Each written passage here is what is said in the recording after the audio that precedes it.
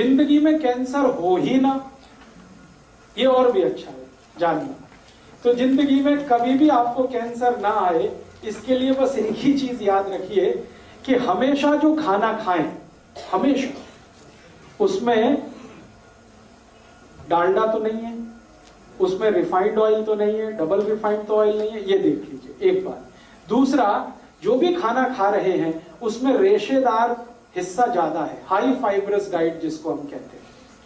जैसे छिलके वाली दालें खा रहे हैं, छिलके वाली सब्जियां खा रहे हैं, सब कुछ छिलके वाला खा रहे हैं, चावल भी छिलके वाला खा रहे हैं, तो बिल्कुल निश्चिंत रहिए, कैंसर होने का कोई चांस नहीं। और कैंसर के जो सबसे बड़े कारणों में से 2-3 कारण हैं। एक तो कारण है तंबाकू, दूसरा है बीड़ी और सिगरेट।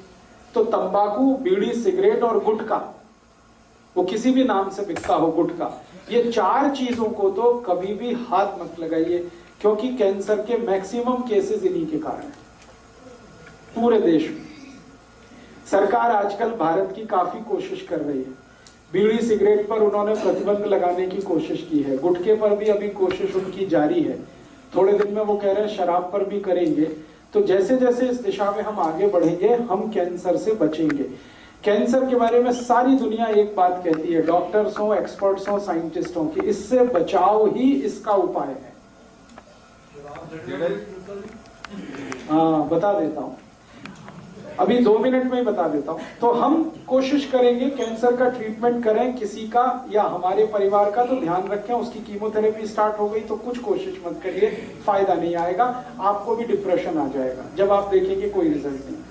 अगर कीमोथेरेपी स्टार्ट नहीं हुई है, इंग्लिश मेडिसिन उसकी नहीं शुरू हुई है, उसको एलोपैथी नहीं स्टार्ट हुई है, तो जरूर आप ये कर दीजिए, आपको 99% रिजल्ट मिल जाएंगे इसमें। हाँ, वो भी दे सकते हैं। गेहूं को बोना और उसके जो किल्ले निकलते हैं उसका रस निकाल के देना, वो कॉम्प्लीमेंट्री है। हाँ, दे सकते हैं। एक ਹੁਣ ਗੱਲ ਕੀਤੀ ਜੀ ਤੁਸੀਂ ਵੀ ਸਿਗਰਟ, ਤੰਬਾਕੂ, ਗੁਟਕੇ ਤਾਂ ਜ਼ਿਆਦਾ ਹੁੰਦਾ, ਪਰ ਇਹ ਮੈਕਸਿਮਮ ਪ੍ਰੋਬਲਮ ਹੈ ਜਿਹੜੀ ਲੇਡੀਜ਼ 'ਚ ਪਾਈ ਜਾਂਦੀ ਹੈ, ਇਹਦੇ ਕੀ ਕਾਰਨ ਹੈ? हाँ, बहुत अच्छा। महिलाओं को आजकल बहुत कैंसर है यूट्रस में, गर्भाशय में, और महिलाओं को आजकल बहुत कैंसर हो रहा है उनके स्तनों में, ब्रेस्ट में, काफी तेजी से बढ़ रहा है। ट्यूमर होता है, फिर बाद में कैंसर में कन्वर्ट हो जाता है। तो माताओं को, बहनों को क्या करना चाहिए जो जिंदगी में कभी ना आए?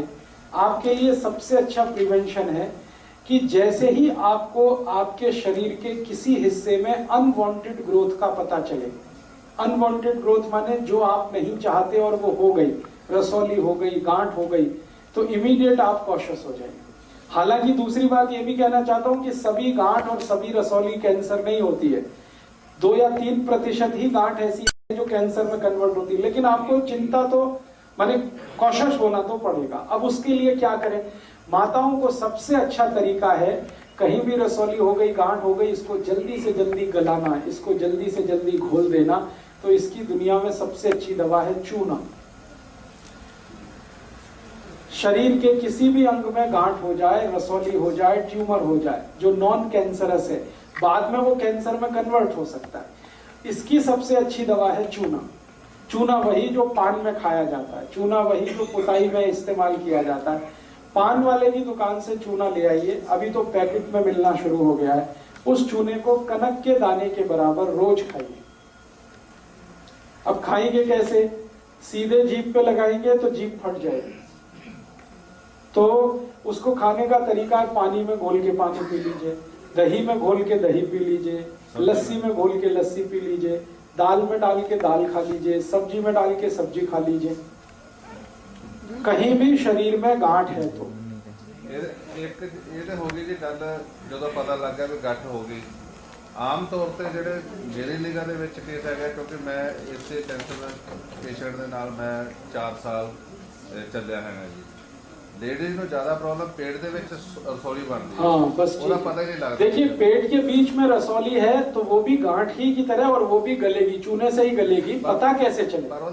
पता कैसे चले? पता करने का बहुत सिंपल तरीका है। जो भी माताओं को पेट में रसौली हो जाएगी, उनकी मेंसेस साइकिल पूरी तरह से बिगड़ जाएगी, उससे पता चलेगा। खून बहुत ज्यादा आएगा, और 28-30 दिन में मेंसेस आना चाहिए, वो 15 दिन में ही आ जाएगा। 10 दिन में आ जाएगा, 12 दिन में आ जाएगा, 14 दिन में आ जाएगा। और हो सकता है कि वो 1 हफ्ते चले, 10 दिन चले, 15 दिन चले। ब्लीडिंग बहुत होगा, थकान बहुत आएगी, शरीर में कमजोरी बहुत हो जाएगी। तो उससे तुरंत भांप लीजिए कि रसौली हो रही है या हो चुकी है। बाद में कंफर्म करना है तो सोनोग्राफी करा लीजिए। चूना लगातार कितना चल रहा है? चूना वही 3 महीने खा के 15 दिन ब्रेक करके फिर 3 महीने है जी। 3 महीने खा के थोड़े दिन छोड़ना ही है। नहीं छोड़ेंगे तो क्या होगा वो भी जान लीजिए। हाँ, बहुत अच्छा। अगर गांठ नहीं है तो भी खा लीजिए, कोई दिक्कत नहीं है। मैं अभी खुद ही बताने जा रहा हूँ कि वो क्या क्या करेगा। लेकिन अभी बात चल रही है माताओं को, बहनों को कहीं भी गांठ हो जाए, वो गर्भाशय में हो सकती है, शरीर के बाहर कहीं भी। बाहर की गांठ तुरंत पता चल जाएगी, आप शुरू कर सकते हैं। अंदर की गांठ पता करने का एक ही सरल उपाय है कि उनके मासिक की जो गड़बड़ी है वो नोट करिए। या तो बहुत खून जा रहा है, या तो उनको हर 10-15 दिन पे मेंसी शुरू हो रहा है, और या कभी कभी ऐसा भी हो जाता है इसका उल्टा, 2-3 महीने लगातार मासिक ही नहीं आएगा, बिल्कुल बंद हो जाएगा। तो वो भी एक संभावना हो जाती है रसौली होने की, गांठ होने की। और एक आखिरी है कि अगर माँ शादीशुदा है, उसके पति के साथ उसका संपर्क है, तो संपर्क के समय बहुत ब्लीडिंग हो रहा है, तो मान लीजिए कंफर्म है कि वो गांठ हो गई है। तो इन 4 कंडीशंस को पता करके आप बिल्कुल कंफर्म कर सकते हैं कि आपको चूना की जरूरत आ गई है। ये चूना सबसे अच्छी दवा है, सबसे सस्ती दवा है, साइड इफेक्ट इसके बहुत कम है, बिल्कुल मिनिमम है, और दुनिया की सब दवाएं इसी चूने से बनती हैं जो रसौली को गलाती है।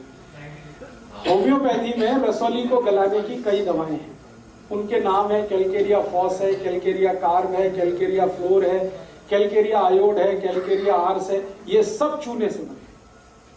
तो वो सब बताऊं उससे अच्छा मैंने आपको मां बता दी जिससे ये सब दवाएं बनती है, चूना ही है वो।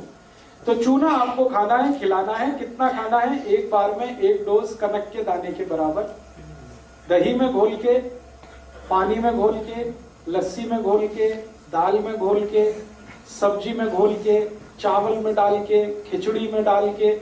एक चीज छोड़कर किसी में भी घोलिए, दूध छोड़कर किसी में भी मिला के चूना खा लीजिए।